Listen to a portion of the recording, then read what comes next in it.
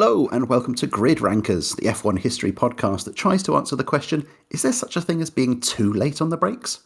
I'm the Mobile Chicane, and each episode I'm joined by a special guest from the world of motorsport to discuss the good, the bad and the in-between from Formula One's past as we attempt to compile a definitive ranking list of every driver, car, team, Grand Prix and anything else we can think of. Today, we're discussing a fan favourite and king of the kamikaze manoeuvres in Kamui Kobayashi.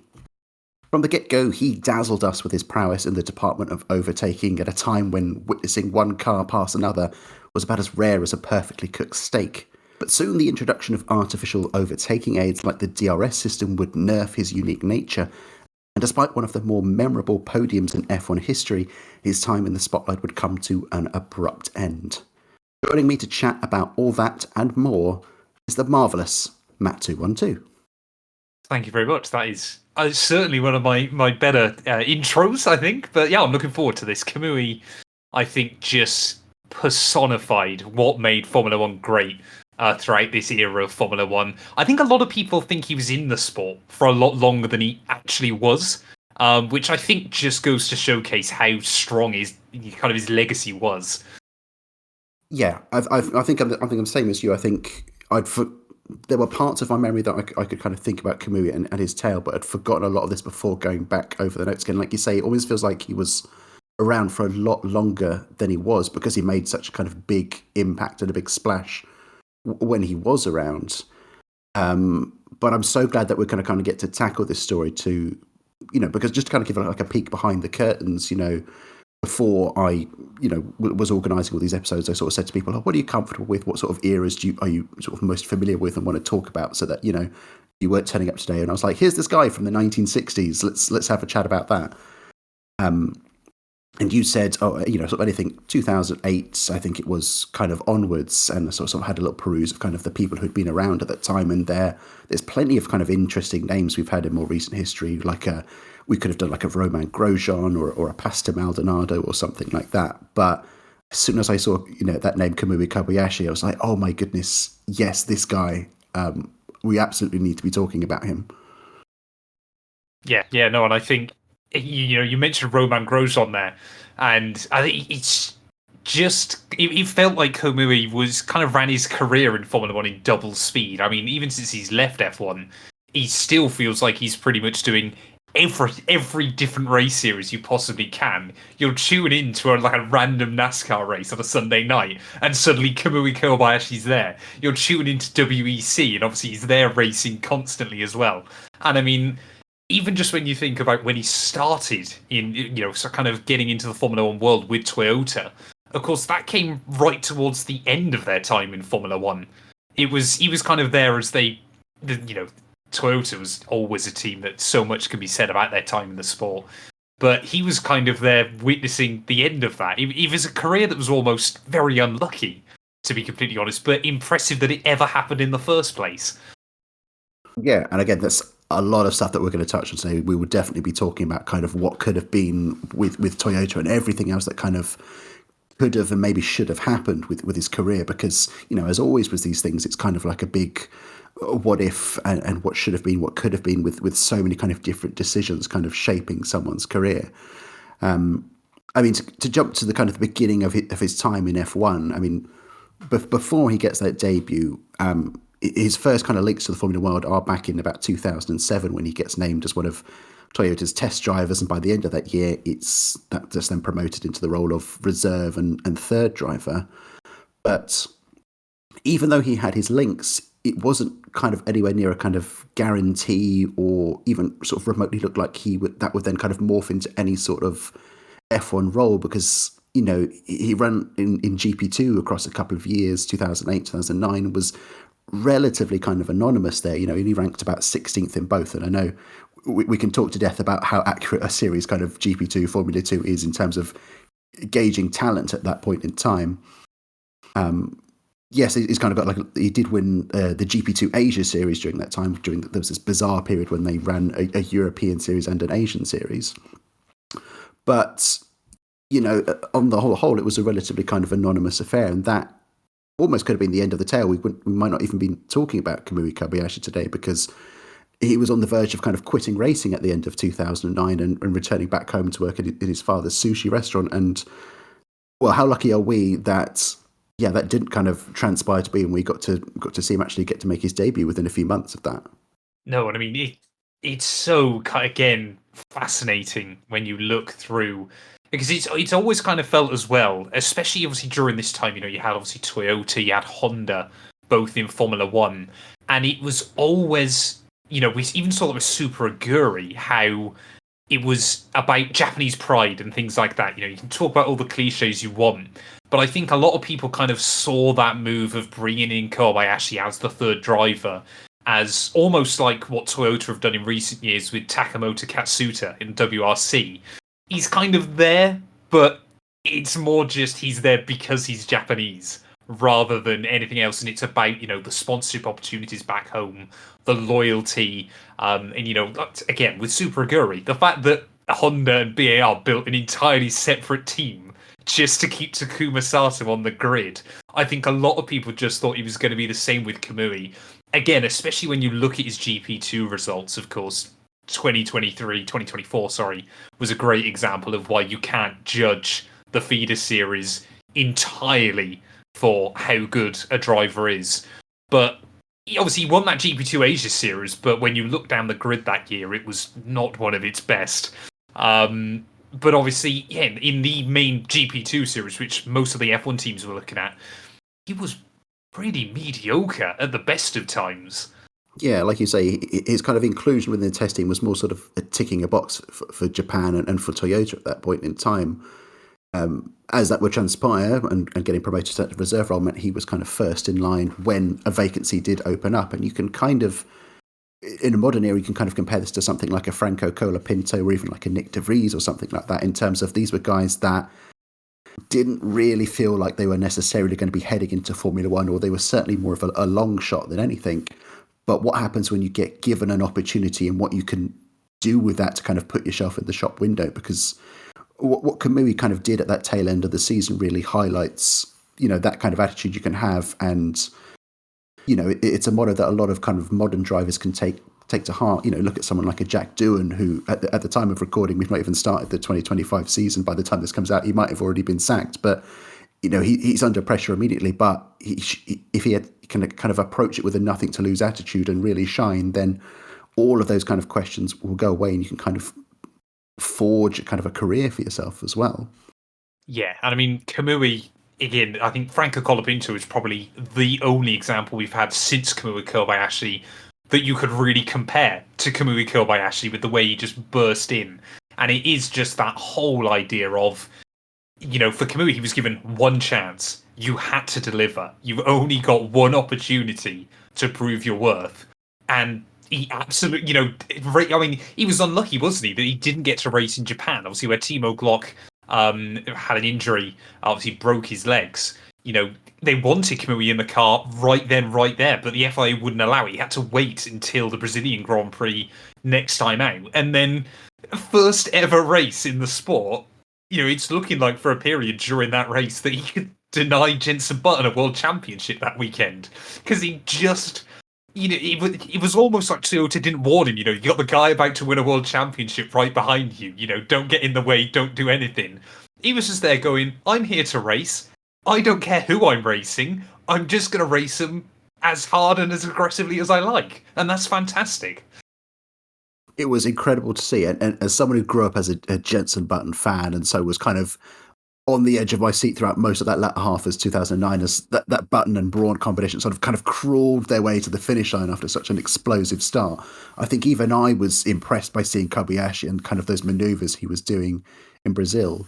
Like you say, he could have had that opportunity in Japan, which would have been fascinating to see. I mean, he did the first kind of 2 practice sessions that weekend because Glock was ill, and then when Glock crashed in qualifying, was ruled out of the race, like you say, was denied starting that day. But surely we would have seen already what we would go on to see at the last 2 races in Japan and at home as well. I think that would have been extra special to see. But yeah, Brazil was just incredible because he lined up 11th for his debut. Should have been Q3, if not for a late half spin, which you could kind of excuse given the chaos of qualifying that day and how wet everything was. And then, I can't think in recent memory of someone who's had such an eye-catching debut, certainly compared to maybe expectations around them as well. You know, he was running in the points early on, and like you say, doing a lot of that kind of robust defending from Jenson Button.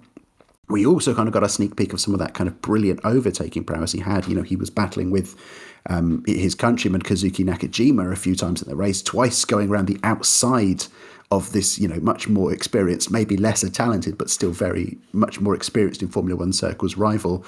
And he was only just out of the points on his debut as well. Yeah, and I think, you know, the other impressive thing when you look back at, you know, 2009 was a wild Formula One season anyway. But I think what makes it even more impressive is when you look at the other drivers that moved around, moved teams in 2009. Of course, most of that was surrounding Ferrari. You know, after Felipe Massa had his injuries, obviously Luca Badoer going into the team, and obviously then Giancarlo Fisichella. Pretty much, it felt like everybody that moved around during the 2009 season struggled, and then suddenly you had this kid from GP2 that jumped in and just immediately seemed at home. Yeah, it's a reminder that, you know, of what talent and what opportunities you can do a lot of the time. Again, you could kind of compare it to sort of the modern era where, you know, we had Logan Sargent sat in the Williams for so long, and it was certainly from my end as a Williams fan, it was easy to make a lot of excuses there because he's a rookie and he's not getting enough time in the car, and you know everyone's struggling because of these eras. But then, yeah, in those same kind of times, you'd have a Lawson or a Colapinto just jumping into the car and immediately kind of impressing and dazzling, and going, oh no, actually, experience is obviously very helpful, but if you've got that talent and you've got an opportunity to show it, then you could really kind of show off what you can do. And he did that in Brazil, and you know, equally at the end of the year in Abu Dhabi as well. You know, these are two back-to-back circuits which he's never driven on before, let alone in a Formula One car, just outside of the points in Brazil, and then a fantastic 6th place in Abu Dhabi. Yeah, and obviously in Abu Dhabi as well, after all the battles with Jenson Button in Brazil, then overtook him in Abu Dhabi. You know, whether he thought, well, I let you have it last time round, but you know what, your championship has been decided. I want points today, and I'm absolutely going to have them. And you know, it was again, considering it's only his second ever race in a Formula One car, in a a car that he'd only driven a few times up to that point, to have the confidence to go for, you know, this was the old version of Abu Dhabi. The very next year, Fernando Alonso spent most of the race stuck behind Vitaly Petrov, and Kamui Kobayashi just, you know, he was always one of those drivers that just found ways to make moves where nobody else figured it was going to be possible. And again, just part of what made him so special.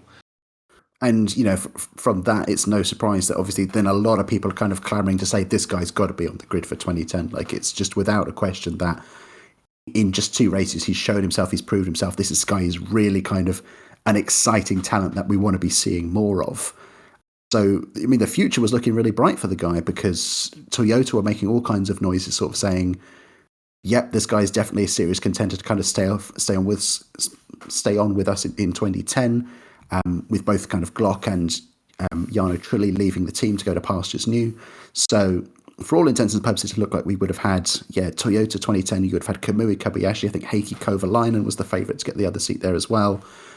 And we had the Toyota TF110 being lined up, which is widely kind of regarded as one of the best F1 cars we never got to see, because just 3 days after that Toyota are making all these noises that Kobayashi should be getting a seat, Toyota withdraws from F1, and it leaves this kind of big gaping kind of what if question at this point in time, because sticking on with the same team with whom he's kind of bedded in from his time as a test driver, and having started a couple of races now with that really kind of promising 2010 Toyota as well, which a lot of people who have worked on that project have kind of gone to say, we genuinely believe this car was going to be a race winner, multiple race winner, and the numbers that we kind of saw in 2010 kind of back up a lot of their beliefs on that front.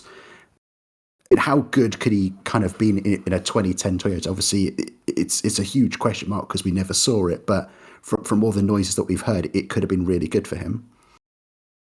Yeah, exactly. I mean, again, it was a Toyota. How many times did we think next year's going to be Toyota's year? You know, it could have been the making of his career. It could have also been the complete downfall.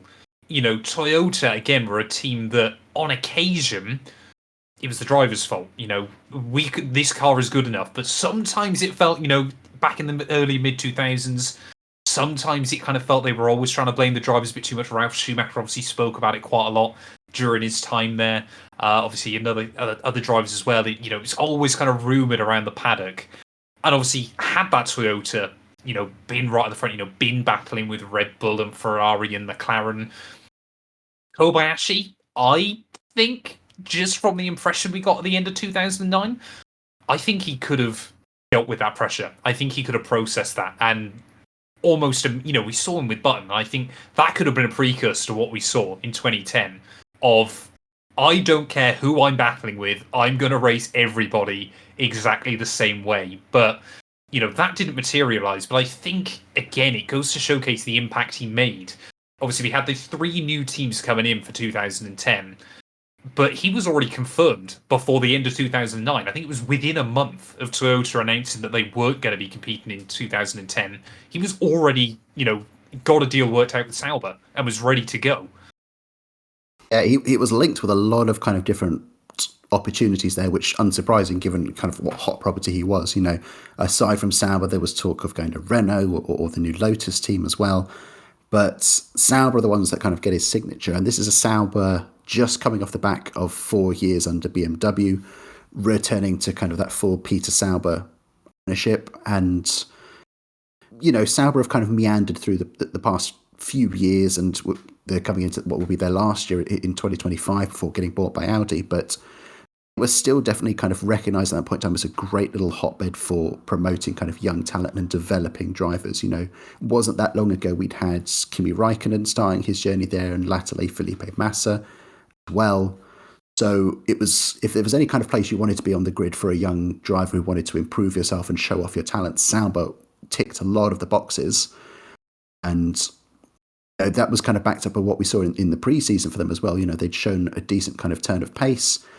There's a lot of suggestion that this could potentially be like a best of the rest kind of car behind the quote-unquote kind of big 4 you had at the time in Red Bull, Ferrari, McLaren and Mercedes.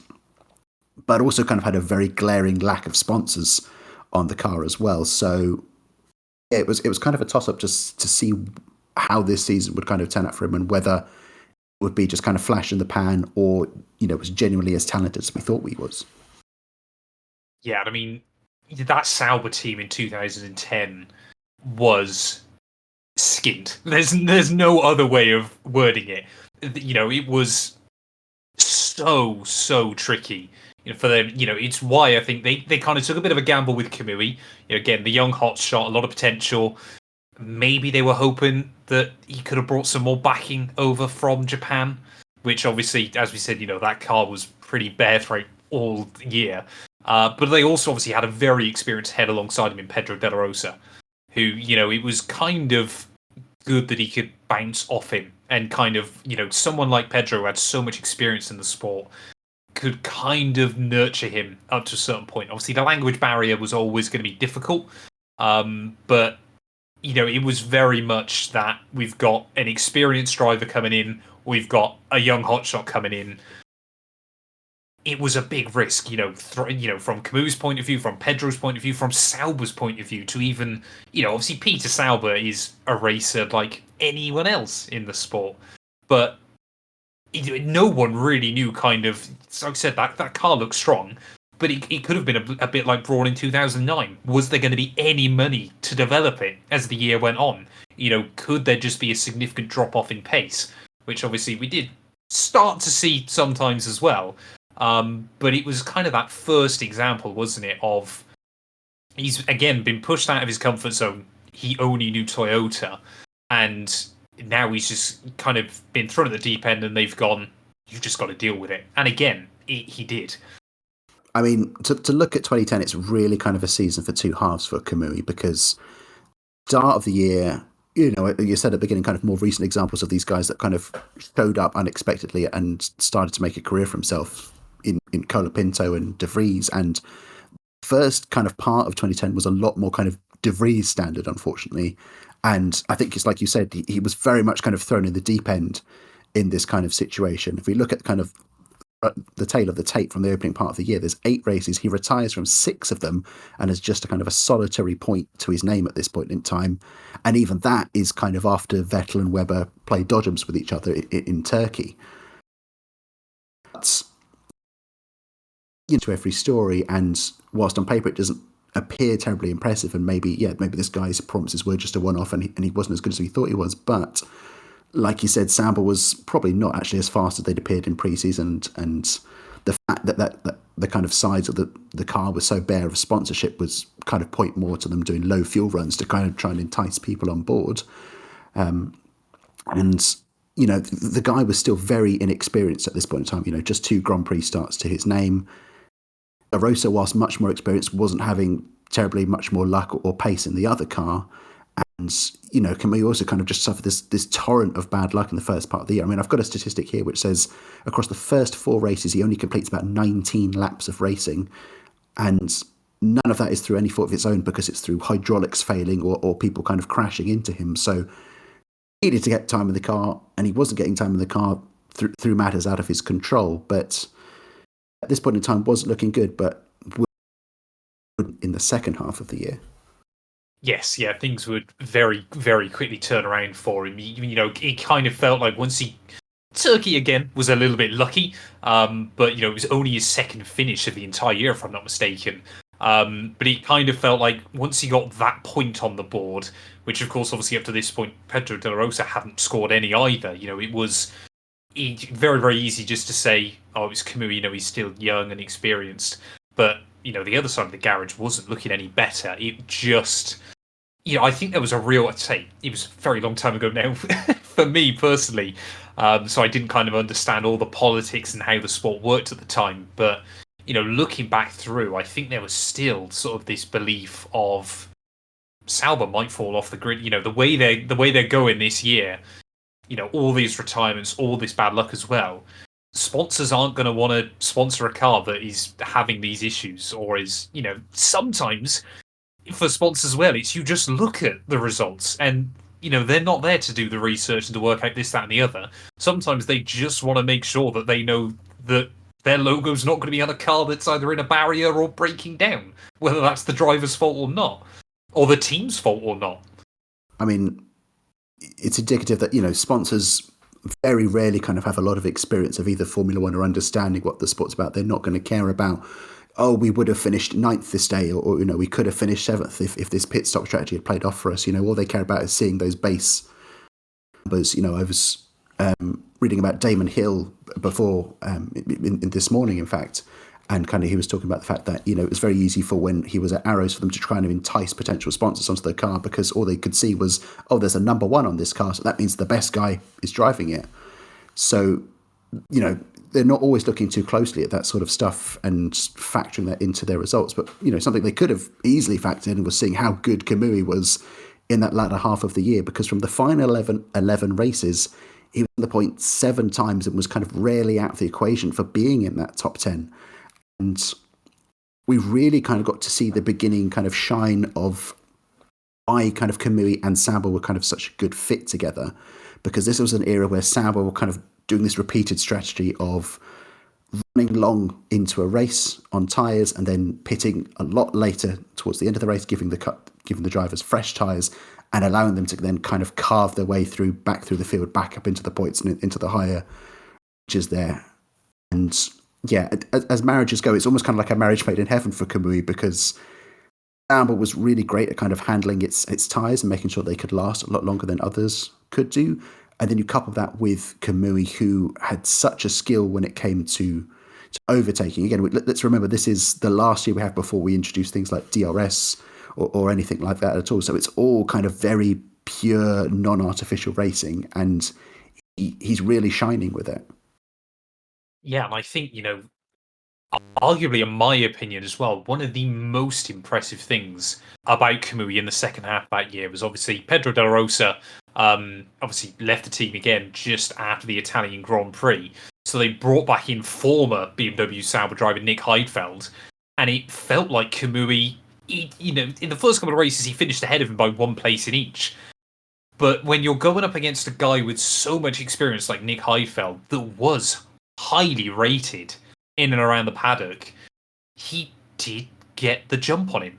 He did seem to be stronger than Nick Heidfeld as well, which, again, this is a guy that's had, 11 or 10 years of experience by now, going up against a guy that is still really in his first ever season. Now, obviously, he had more time with the car. He'd been with the team all year, but Nick Heidfeld, had spent time around a lot of these personnel, a lot of these people within the organisation. He still would have known who to talk to about this or who to discuss setup choices with and things like that.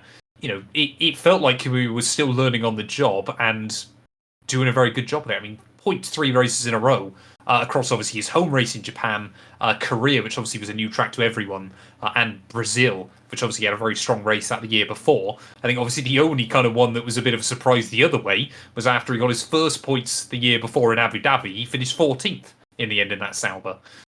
And we should absolutely, make a note of Japan in kind of that run of races, because that was a real highlight. And again, getting to watch that back in research for this video was a real kind of treat, because again, it charges through the order, has that late stop for fresh tyres, and then just pulls off overtake after overtake, kind of into that very tight hairpin there, which people rarely do that now, let alone kind of back in the day. So it was just kind of incredible to watch. And I think even, listening to like Martin Brundle on the commentary was kind of saying, couldn't fully kind of fathom how this guy was able to brake so late, get it turned in and get the car stopped and just do this time and time and time again. Yeah, it was incredible. And even now when you look at that hairpin and things like that, it's all I associate with it was Kamui Kobayashi. Just those iconic shots over and over. And every time it felt like he'd lock the front inside wheel on the left-hand side, but he'd still get it stopped. He'd still make the move happen. And, other drivers would have been told that this is what he was doing, when he got past cars behind them. It's kind of a weird example I can think of that's similar was Verstappen in Monaco in 2015, where he was using the cars in front of the lap up to get past people. Obviously not quite the same, but kind of that similar, just opportunistic and intelligent driving of someone that if you didn't know about Formula One, or you say that, for example, the cars of the drivers were blurred out, you'd expect those moves to be coming from a multi-world champion in a dominant front-running car, rather than a driver that is trying to battle with other cars around their pace, that is just looking for opportunistic moves. It was incredible. Every time it was just kind of like, surely he can't. Oh, he has. He's done it again, repeatedly. And with great ease. Yeah, so easily. And it was there. He did the same in kind of Valencia as well. And there were other kind of those very steady, solid drives. I mean, going back kind of over the notes of this and kind of looking through review after kind of review of the year, he was routinely in basically everyone's kind of top 10 drivers of the year, sometimes even kind of a top 5, which, when you consider the levels of talent we had there and how many good drivers were competing at the front, is kind of real testament to how good he was. I mean, even Murray Walker kind of says, admittedly, Murray Walker is never the most fully reliable kind of source for hyperbole, but calling him Japan's best ever Formula One driver, which at the time you certainly would have kind of given to someone like a Takuma Sato or something like that. And Kamui kind of had some of that kind of wild nature that Sato had, but just refined enough that he could make those overtakes stick and, more importantly, be consistently, bringing home the points rather than worrying about him throwing it at the scenery or something like that. Yeah, and I mean, obviously he did still, on a couple of occasions, throw it at the scenery, but what, young, inexperienced driver doesn't put it in the scenery every once in a while? It wasn't every weekend. It happened a couple of times, but, like you say, obviously, once you get from Turkey onwards that year, I mean, he was out of the points 5 times. 3 of those were retirements. Obviously, one of them was an 11th place finish, obviously narrowly outside the points at the German Grand Prix as well. And then just kind of, again, that weird nature of Kamui Kobayashi, that Abu Dhabi, where he got his first points the year before, was one of few races where he didn't. I mean, it's kind of setting up a scenario where there's a potentially really kind of promising future for this partnership here, because they've got the car that can handle the tyres. They've got the driver that adapts well to these strategies each time and is still learning and improving and can kind of have this team built around him. All it really kind of needs is a bit of investment into the project, and that's exactly what they get. into 2011, fresh investment coming in from Telmex and from Carlos Slim as well, thanks to the signing of his new teammate in Sergio Perez, about to start out on his F1 journey. I mean, it was a realistic aim to think that, okay, we've seen what he can kind of do at the tail end of 2010 without any kind of budget really going into the car. So now there's a budget there. There's no reason why this kind of combination can't then continue to leap up the order. And we could be looking at them as, you know, a best of the rest kind of position, and maybe even sort of fighting for podiums or something like that. That may have been a year too early in terms of that presumption, but it was a good time to be optimistic about his prospects moving forward.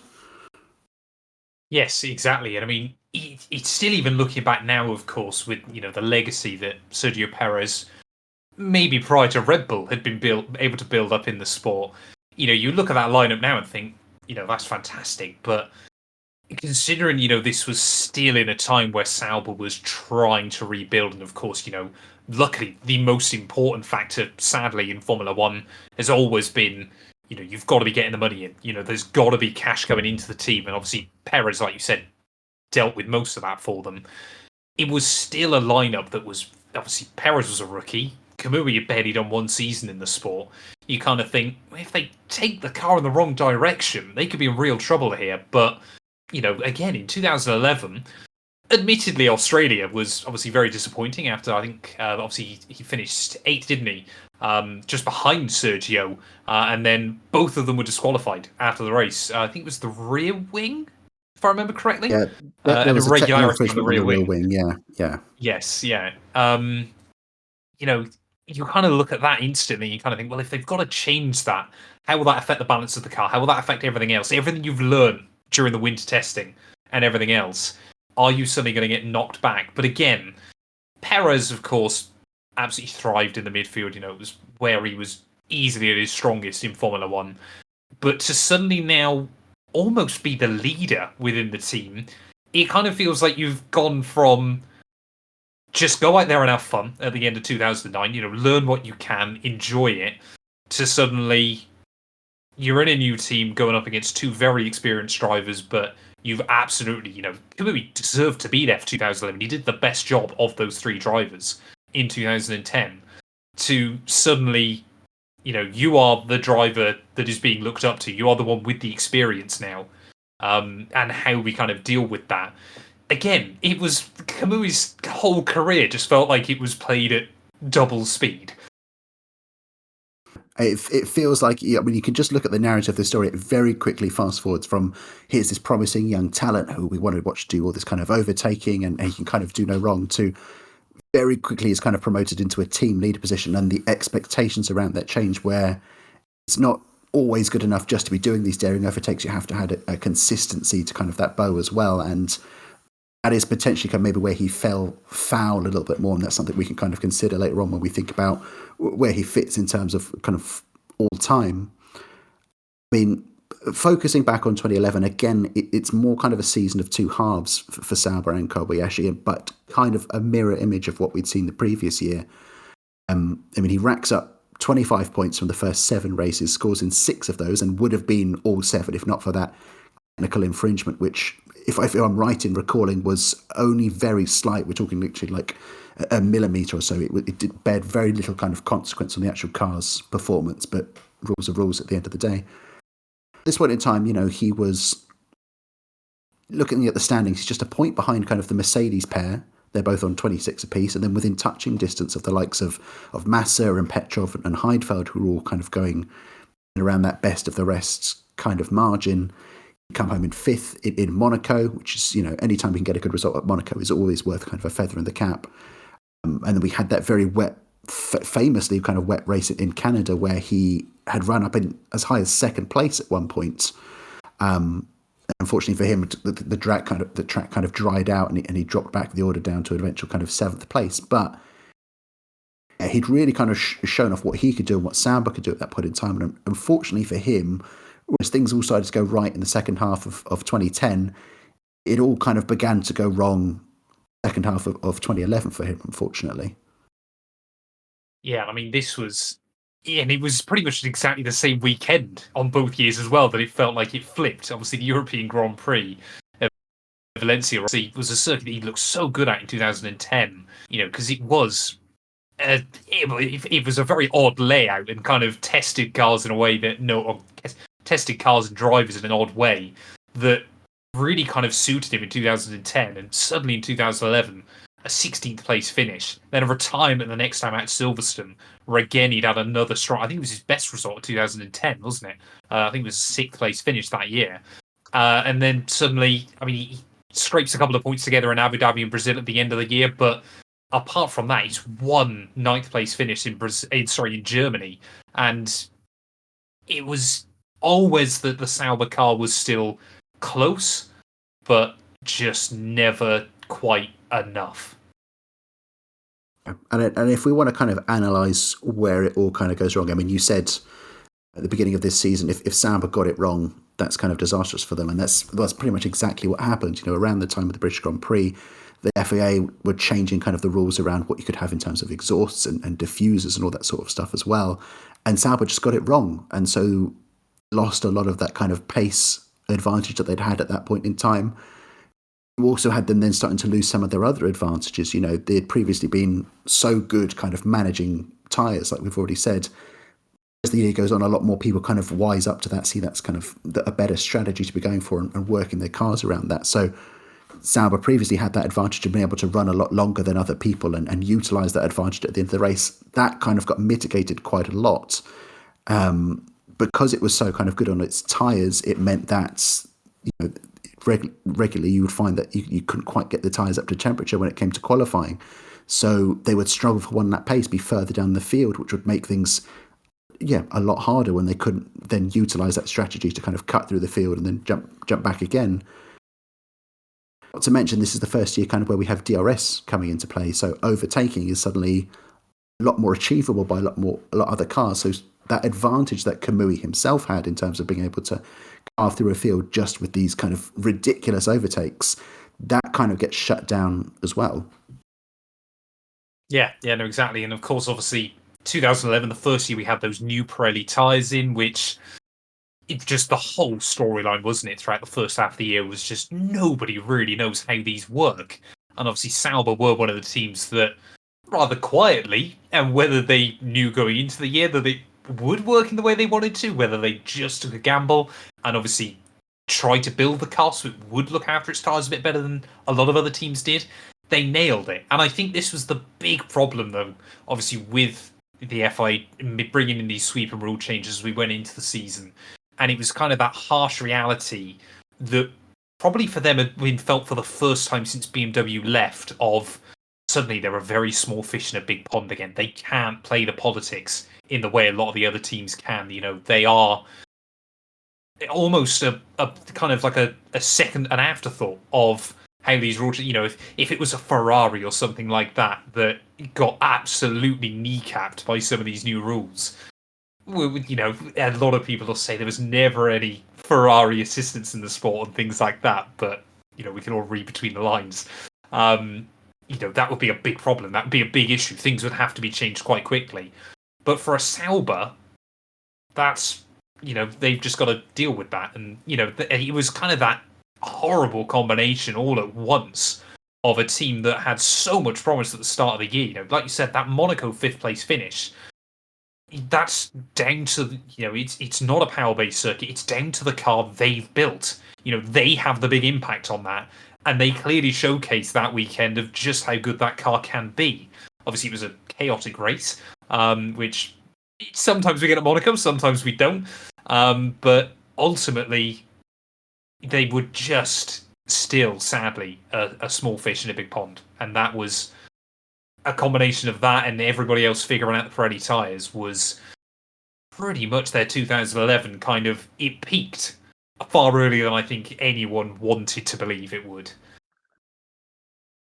And if you want to look at it kind of through a more kind of a pessimistic prism at this point in time, it's almost kind of signaling the beginning of the end of what was a really good kind of partnership, but losing a lot of those advantages that they'd been able to utilize at the end of 2010 / beginning of kind of 2011 as well.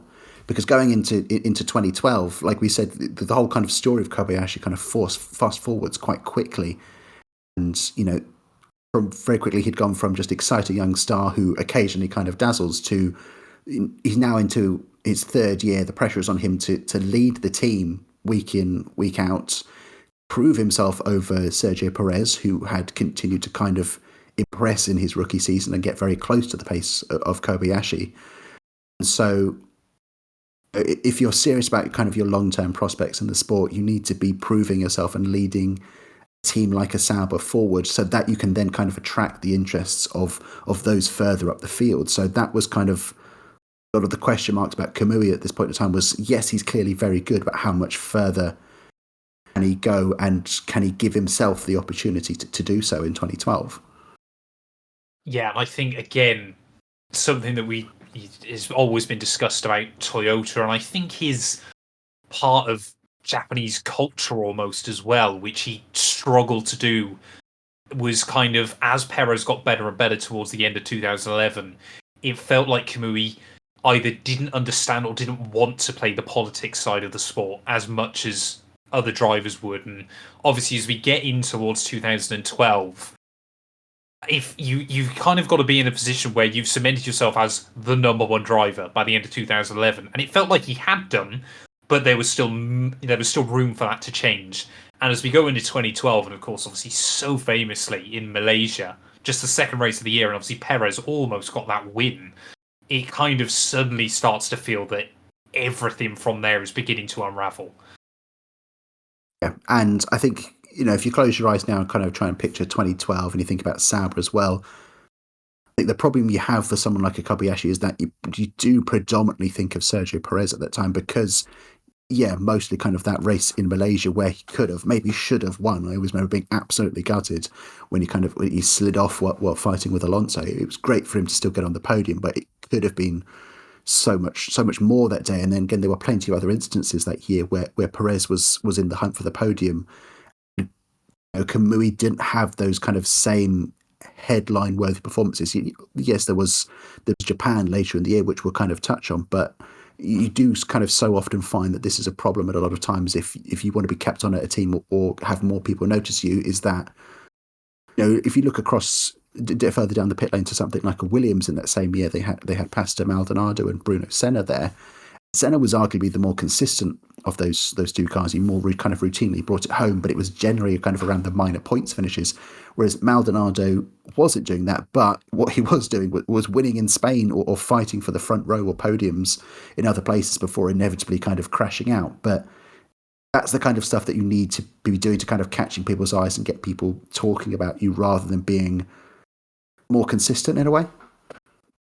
Yeah, and I think this is, again, like we said, where 2012 began to unravel for Kamui was it almost kind of felt that Sergio Perez took the role that Kamui had always enjoyed of kind of that star role of out of nowhere gonna get a mega weekend somewhere.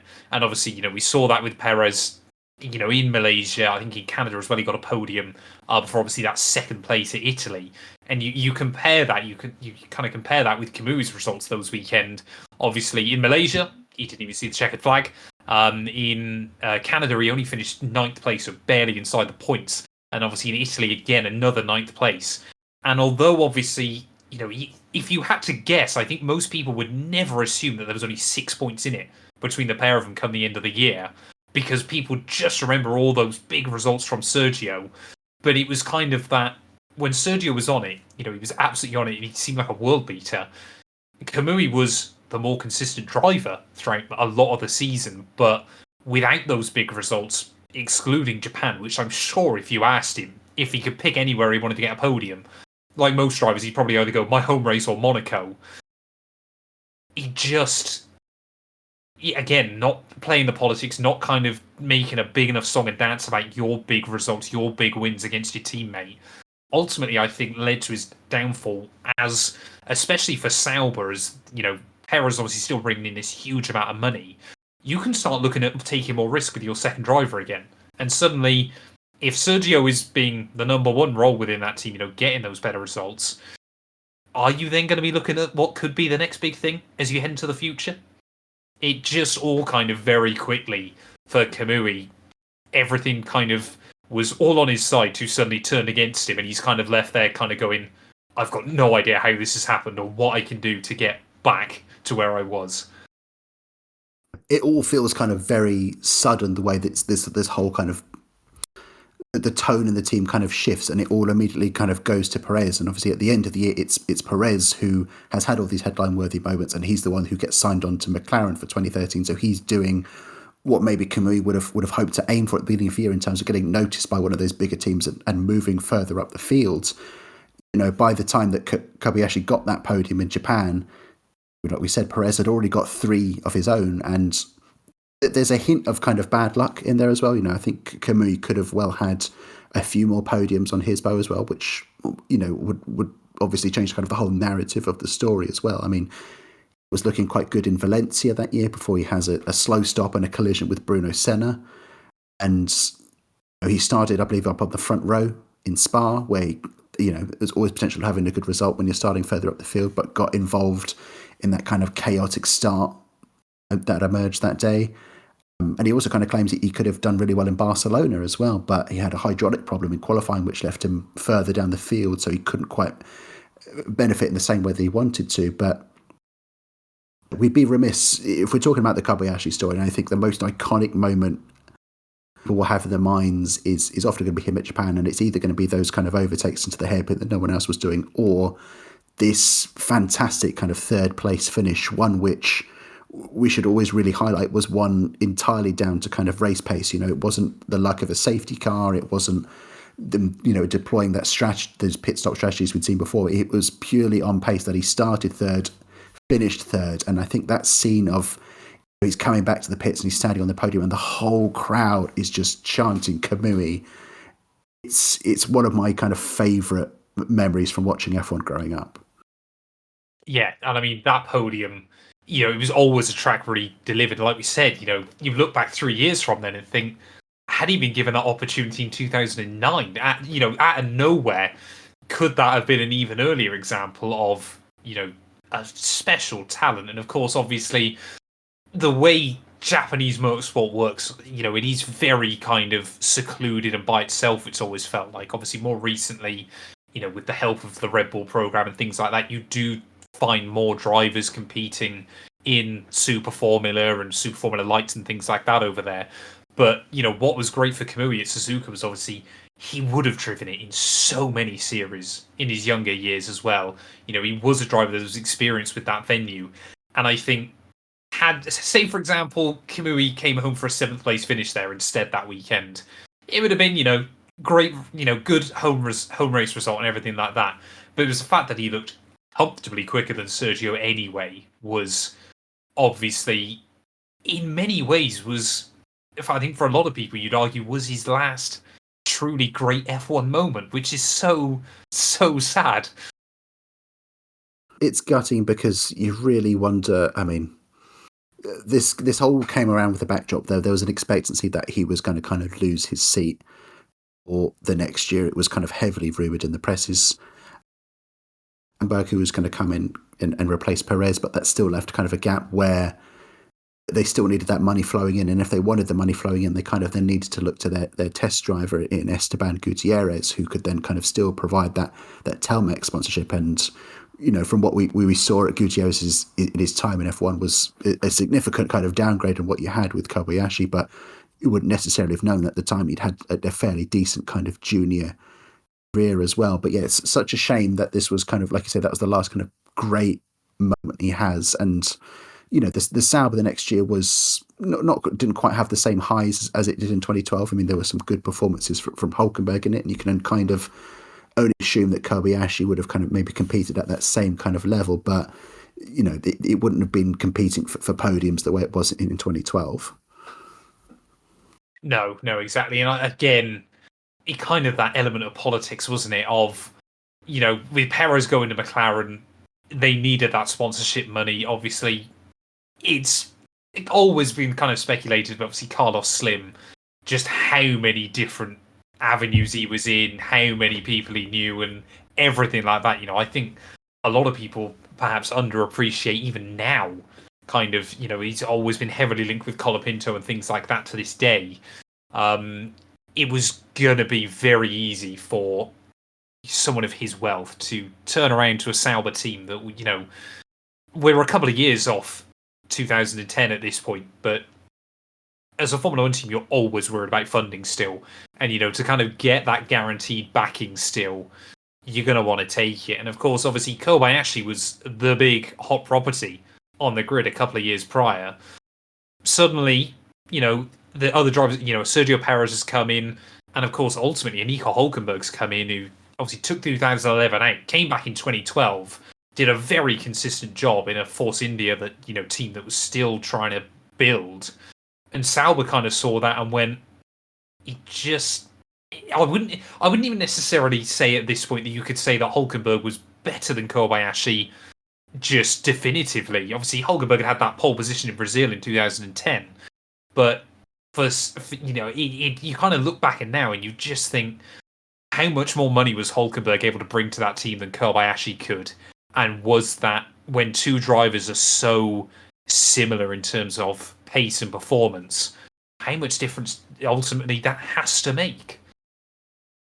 Yeah, it's a lot of bad luck for Kamui from that perspective, because he was never one who kind of had any really significant backing with him, and that was unfortunately kind of indicative of the way of the state of the world at the time, and particularly Japan as well, with kind of this ongoing global recession. All of the Japanese manufacturers had pulled out of Formula One at this point in time, and so subsequently kind of all fellow kind of Japanese sponsors like a Panasonic or something like that, they're also out. So none of them could kind of offer that backing to Kamui, which was such a shame, because with a bit more kind of money in his back pocket, he's surely more of a contender to be getting into other drives, or even just staying on at Sauber. I mean, it was linked with kind of plenty of other spots around the grid. I mean, this was the time when Felipe Massa was kind of regularly rumoured to be out of Ferrari every other weekend, and Kobayashi's name was linked to it, as was the likes of Perez and Hulkenberg. Adrian Sutil is in there as well. So, whilst Kamui would go on to do some testing for Ferrari, he never got that kind of that shot towards the front of the grid. But part of me does wonder whether that would have suited his nature particularly well. But given penchant for wanting to do overtakes and how well he could kind of shine from the midfield, would he been able to kind of offer that same pace and same potential if he'd been further up the field? Yeah, and I think, again, this is going to be something I talk about as well, with the kind of Ferrari aspect to all of this. It was arguably one of the things, again, that he did a very good job of, was trying to keep those ties with Ferrari. And of course, as the writing was on the wall towards the end of 2012, and like we said, everyone kind of thought Felipe Massa might be out the door come the end of the year. Although it didn't quite materialise for Kobayashi, it clearly was still in his mind that Ferrari could have been an option, because of course, obviously, once he got dropped by Sauber at the end of the year, which was powered by Ferrari at that time, he went over and raced with Ferrari in their GT3 program in 2013. And it must have been an element of, do this, represent, the team colours here, and we'll kind of see what happens. But as we all know in Formula One, as soon as you're out the door, it is so much more difficult to get back in again. It's very hard, and especially for a guy who didn't have a lot of budget. I mean, at the end of the year, this is a testament to kind of what a fan favourite he was. The fans raised nearly 8 million euros worth of sponsorship just to try and persuade another team to kind of let him onto the field. But even that wasn't enough, unfortunately. But those funds that he does that were raised were kind of crucial to getting it back into the field, because he has that year out in 2013. Back into 2014, returning with Caterham. He'd sat out a lot of 2013, like I say, hoping for a more competitive spot in the field, maybe hoping to kind of eye his way into that Ferrari slot that opened up, that was eventually taken by Kimi Räikkönen for 2014. And it's a significant downgrade to think of, maybe I'll get a Ferrari to getting a Caterham, which already struggled at this point in time, and was kind of very much on its last legs as we're heading into 2014. I mean, yeah, this move to Caterham, I think, whether he'd ever admitted himself, but was, like we said, it was so difficult to get back into Formula One. This had to be I've got to take any seat I can at this point. we got a new wave of regulation, one of the biggest ever regulation changes we've ever seen in the sport. It was kind of viewed as, from Kamui's perspective, of this is my one chance to get back in. From Caterham's perspective, it was this is our one chance to cement ourselves further up the order. And they got closer in 2013, to be fair to them. They were a lot closer to the midfield on quite a few occasions in 2013 as well. And that must have been playing, maybe would have been looking at these things. Caterham would have been saying these things to him as well, of this could be the year we are, not suddenly getting podiums and things like that, but we're in the fight at last, properly, week in, week out. And of course, it was really his only proper opportunity, of course, as always with Formula One. The rumour mill likes to chuck out pretty much anybody's going anywhere. I've heard stories that Lewis Hamilton's going to Ferrari for 2025, but we'd never believe that when we're recording this podcast. But it was the chance for him. But ultimately, I mean, Caterham, it was just the end, really, sadly. Yeah, I know. I always kind of had this impression that if there was any of those kind of that new wave of teams that come in 2010, if there was one that was going to kick on and do something, it was that just later Caterham, because it had that backing from someone like a Tony Fernandez. It felt like there was a financial kind of comfort there that they could kind of chuck the funds in and it would kind of slowly work its way forward. And like you said, we saw a little peak of that in 2013, and I think naively, in kind of my younger mind, I saw Kobayashi going there and I thought that's a fantastic opportunity for the team and for him, because it's going to be starting further back, but he's got that such a swashbuckling kind of style where he's so good at overtaking that surely that's kind of that missing component that team needs to try and be fighting into the midfield and maybe getting a point or something like that. If you put a Kobayashi, he can absolutely outdrive whatever that car is and bring it forward. And well, the reality is that it was far from the case. I mean, the most notable thing you can kind of think about the Caterham that year was that quote unquote interesting nose design that it had at the front. Yes, and I mean, it was sadly immediately you realise, I think, at the start of 2014 that this wasn't going to be kind of. It was an optimistic dream, but it was still a dream nonetheless. That this could be a combination that works. This could be a combination that is not even necessarily a giant killer, but could have been that team that finally, of those three new teams that came in, that finally gets a point. And you could see it being Kamui that could have been in that situation. And then, what was it? Turn one at Albert Park, wasn't it? Immediately involved in an accident. And you're kind of going, yeah, this might not be what we dreamed it could be. Yeah, I mean, it's the problem was the car was not only still kind of uncompetitive, but just fundamentally broken as kind of cars go. There's tales in the past of something like the Andrea motor outfit would run with a lot of broken kind of components on the car, and that seems to be a recurring issue. Unfortunately, this last year with Caterham, there's so many occasions where he suffers some sort of brake failure during the race due to worn out parts or bits and pieces. And, even when they had the race in Russia, he was running with a damaged suspension throughout most of it as well. So they were really kind of scraping by on odds and ends. And even the most talented driver in the world can't do anything in particular with a car that is still fundamentally broken, let alone one you don't always get to sit in.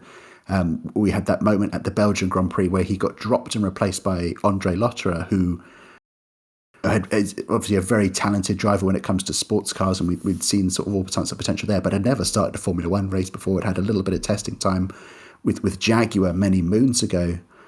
And the only reason kind of Kobayashi ended up back in the car was because Lotterer was offered the seat continuing the rest of the season, but would have to give it up in practice in favour of one of their younger drivers, in Roberto Meri, kind of getting some practice sessions to build up his super license. So it was only because of that Mui kind of found his way back in. But whether the story ends before the Belgian Grand Prix or it ends as it does in Abu Dhabi, it's still kind of an unsatisfying conclusion to the tale. Yeah, exactly. And of course, you had, again, a bit like Sergio Perez in 2011. He's got Marcus Ericsson that he's bringing in so much more money to the team as well. And like you said, that Caterham was appallingly slow. It was slower than a GP2 car. Sorry, quite a few of the European races. I mean, that should, for anyone that doesn't know kind of we look at Formula One nowadays, and the Sauber from 2024 was a slow car, being a second and a half off a second and a half off the pace. The Caterham was 3-4 seconds off quite often, sometimes more than that. The greatest driver in the world can't do anything of any substance very often in a car like that. Yeah, you might get the perfect race. For example, obviously Jules Bianchi, great example of that. Obviously in Monaco, scoring those points. But even then, the manner felt like, for the first time ever, it was noticeably better than Caterham as well. And I think kind of as soon as Caterham saw that Manor had leapfrogged them, they went, wouldn't surprise me if they had a conversation in the background, kind of going, how much is it going to cost for us to keep up with them? And they would have just turned around and gone, no. We'll get to the end of the year, which they didn't even manage to do that entirely.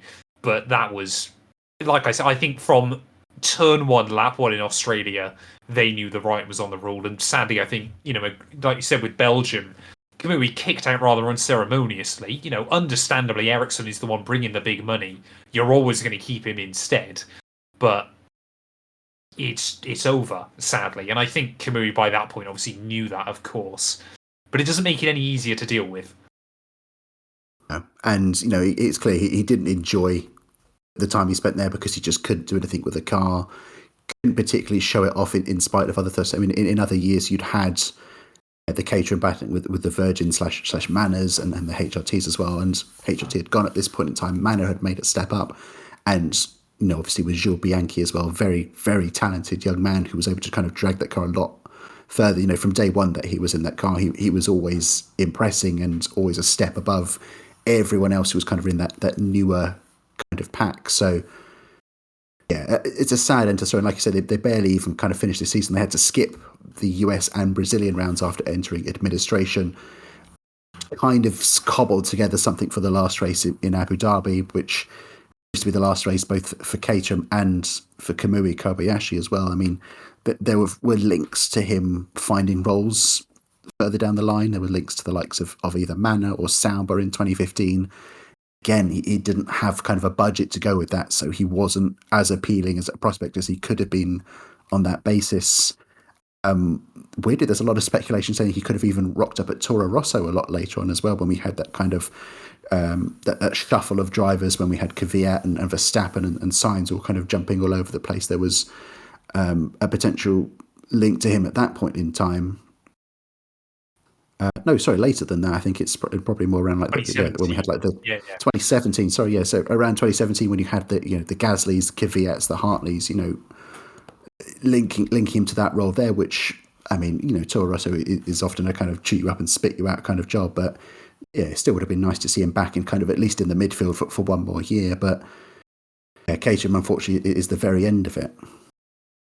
Yeah, and I think, again, it almost circles back to what we spoke about at the start, about kind of the Japanese culture and the element of pride as well, of obviously when Sauber went under, Caterham even went under towards the end of 2014, it wasn't Ericsson that came back for Abu Dhabi, it was Kamui that came back for Abu Dhabi as well. And kind of, if Caterham suddenly said, we've cobbled together the funds for this final race, what do you say?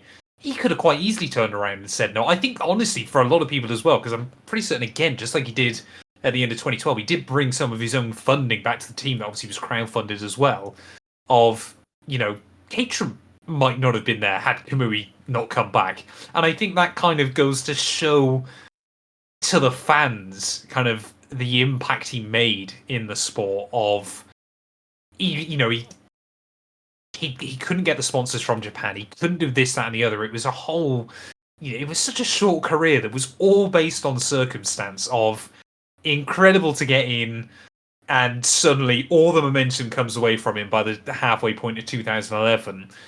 Like you said, there were rumours that he could have gone to Sauber or Manor in 2015. Of course, they both still had Ferrari links then. And, was that part of it, of Ferrari still wanting to keep him around but not commit to him? Just very, very difficult. And I mean, for someone like Kamui as well, the fact that then he found his calling, obviously after Formula One and as with Toyota, back with Toyota again after all of this in the World Endurance Championship, and has still forever proven kind of his pace and his speed. I mean, I still go back quite often and watch his lap record from the Mon because it is just incredible. And you think he's always going to be one of those what ifs in Formula One as a driver. And, it's a shame he never got that opportunity further up the field, but you can argue that that's kind of so many drivers that we've seen over the years. To circle back on, I suppose, some closing thoughts before we get on to the actual ranking part of this. I mean, for my money's worth, he wasn't a Schumacher or a Hamilton or anything like that, but perhaps more importantly, he was that kind of mould of what you could call like a people's champion in a way, because of those daring overtakes and because he was just this exciting force. Certainly when he first arrived, you could almost kind of liken him to a Jean Alesi kind of figure, or maybe even like a Daniel Ricciardo for kind of a more modern audience, well, in terms of someone who was personable and was adept at kind of overtaking and exciting an audience. I think to be more pessimistic about it, there is kind of an asterisk you can put after that, whereby he shone particularly brightly because he had the best kind of situation to do so, because he was in Sauber, and the way those strategies played out allowed him to kind of showcase his overtaking a lot more than perhaps he would have done if he had stayed at Toyota, or he'd been able to join a Ferrari or something like that as well. So at the end of the day, we can only kind of judge the reality that we actually saw. And the one we saw, he was exciting, he was enjoyable to watch, and I've said it already, but that podium in Japan is one of the most kind of memorable moments I've experienced in my time in F1. Yeah, and I think it's one of those odd things as well, isn't it? Because it's really it makes me wonder whether, had he been European, had he kind of understood the F1 world, say for example, even if his dad, for example, hadn't have been an ex-Formula One driver, but had been in and around motorsport more, could he have understood the politics more? Could he have played that side of things a bit more and things like that? He could have had a career that's similar length to a Grosjean or a Hulkenberg or a Perez. I think he absolutely had the skill to at the end of the day. But he was ultimately a driver that was always at his best when no one expected it. He was always the surprise character more than anything else. And I think that worked for him until people knew what to expect from him, and suddenly it just didn't anymore. And that was the sad reality. If we think about where he fits in the grand scheme of things, well, let's first of all judge it a little smaller, and then we'll move on to kind of the main rankings we're going to do. If, let's say, we're going to view him through the prism of the best Japanese driver that's been in Formula One, is Kamui top of that list, or is he superseded by someone else potentially? It's so... I would love to make the argument for Aguri Suzuki. I would love to make the argument for him. I mean, when you look through other Japanese drivers, again, obviously, like we mentioned, Takuma Sato is another great one, of very, very similar to Kamui. But I would have to say Kamui slightly... I would say so. I'd say he was a lot more kind of level-headed throughout his time in Formula One. Takuma almost enjoyed that, golden age back in Japan of, there was so much money and things like that flowing through everywhere. He was probably a big factor in how he was able to stay in Formula One for as long as he did. And I think had Kamui been 5-10 years older, he might have been able to enjoy that as well. But I feel like in terms of on their absolute day, I would say Takuma Sato was probably the best driver Japan's ever seen in Formula One. But if you wanted him over a season, I think Kamui would probably be the best. Although maybe I'm forgetting Tsunoda. Maybe is a shout as well. I think you're right. I think it's nip and tuck between Sato and Kobayashi at the top there. And like you say, on one day, one probably shades it more than the other. across a season, it is probably slightly more Kamui. But yeah, those two, I think, locked in kind of the battle for the lead there. And then I think Sonoda probably kind of following just behind that. Honorable mentions to someone like, maybe an Aguri Suzuki and maybe even a Katayama perhaps in the mix there. But yeah, Kobayashi and Sato, I think, are the ones that you think Japanese Formula One drivers, they're probably two of the more memorable ones. Yes, yeah, exactly. And I mean, again, obviously it's not Formula One, but Kamui's still winning races today. And he's still, he's racing here, there, and everywhere still. And I think we kind of love a driver that will look at a series and go, you know what, I fancy giving that a go. And that's just, he almost kind of feels old school in that regard of, I'm racing in this series this year, but that race isn't on a weekend where I'm meant to be doing this series, so I'll give that a go. And I love that as well. Agreed. Again, that's that real kind of motto of a people's champion and a fan favourite is someone who just clearly loves their racing and just wants to go racing wherever and whenever they can. Yeah. So now as this kind of series evolves, we're going to have to make more and more decisions as we reach the end of this, because this was very easy when we did it episode 1 because we covered one topic, so we could just put it at number 1 and we could finish early and all go home.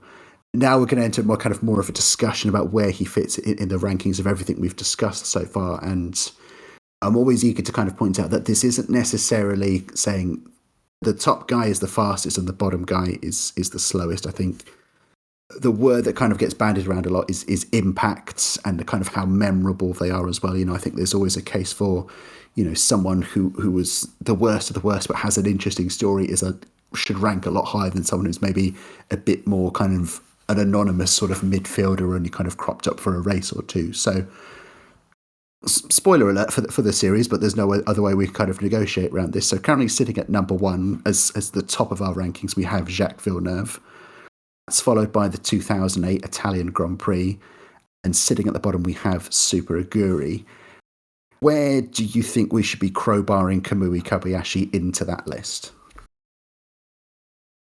My heart wants to say second. My head is saying third.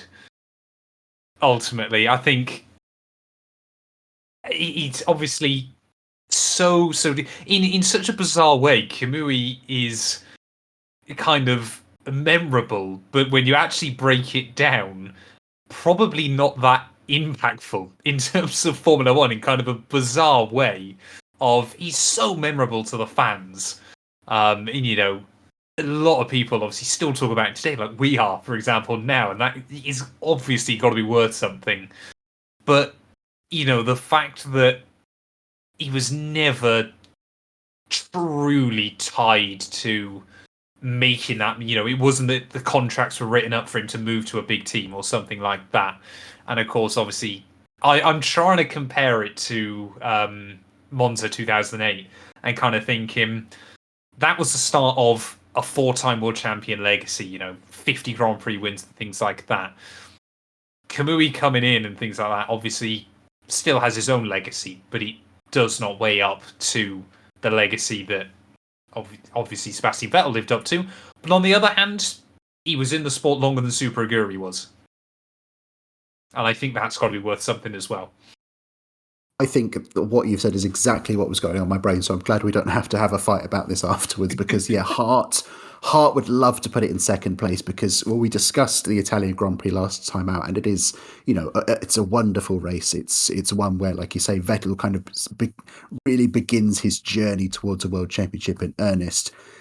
Is slightly kind of clouded with all this sort of customer car kind of controversy going on in the background, which kind of dampens quite how good it was. And Super Aguri, again, love them, like such a memorable favourite backmarker or minnow of mine. But again, so around for such a kind of a brief time. And whilst they had those little kind of shining moments, there was also a lot not necessarily to talk about. And I think Kamui kind of slots in neatly kind of in the middle there. He didn't have that long-standing F1 career that he could have and maybe should have. But look back on him fondly and we'll remember all those kind of overtakes he did at a time when it was such an uncommon thing for people to be doing, the way he could really kind of shake up the grid order. From the day he arrived, he was doing that, all the way up to that kind of final moment in the spotlight on the podium in Suzuka. So it was a fantastic kind of story by itself. It's not going to be top of the pile or even the greatest, but I think as this kind of goes on, he should still kind of be safely ensconced within that kind of the mid-table. This, he's better than a lot of things. He's can't be better than several other things because there's just so much more stuff that's been more impactful or more successful than him in that time. But every now and again, it's always worth kind of looking down that list and seeing that name and going, oh yeah, that guy. I loved watching him, and any kind of good memories related to him. Yeah, I think kind of in my head as well, it's that idea of, if you say the 2008 Italian Grand Prix to an F1 fan, they'll know exactly what you're on about. And even people that aren't Formula One fans will know of Sebastian Vettel and things like that. If you mention Kamui Kobayashi to people, if you're a Formula One fan, you'll know him, you'll have heard of him, you'll have heard. So it's almost like folklore at this point of, the tales that we're telling today of this man from Japan that came out of nowhere, burst onto the scene, and was able to do all these things. But as much as it pains me to say it, because again, Super Aguri were just cult icons in their own right, and even newer Formula One fans probably won't have heard of them, sadly, and things like that. They haven't. I would argue when people think of Super Aguri, even if you're a more diehard Formula One fan, the thing you remember is Sato overtaking Alonso in Canada in 2007. That's like the big thing. And I feel like with Kamui, he had at least 3 or 4 of those big things that you can remember, like you can with Super Aguri doing that. 100% agreed. That, I think, wraps up everything quite nicely. We've been able to find a little spot for Kamui in our field, and hopefully we'll come back another day and have a look at things like Toyota there and like some of those Japanese drivers. I think a Takuma Sato in particular will be a really interesting kind of story to sink your teeth into. But for now, thank you very much to Matt212 for coming on the podcast. It's been an absolute pleasure to have you. Thank you for having me. But yeah, for now, I've been the Mobile Chicane. That's been Matt212, and you've been listening to Grid Rankers. Thank you.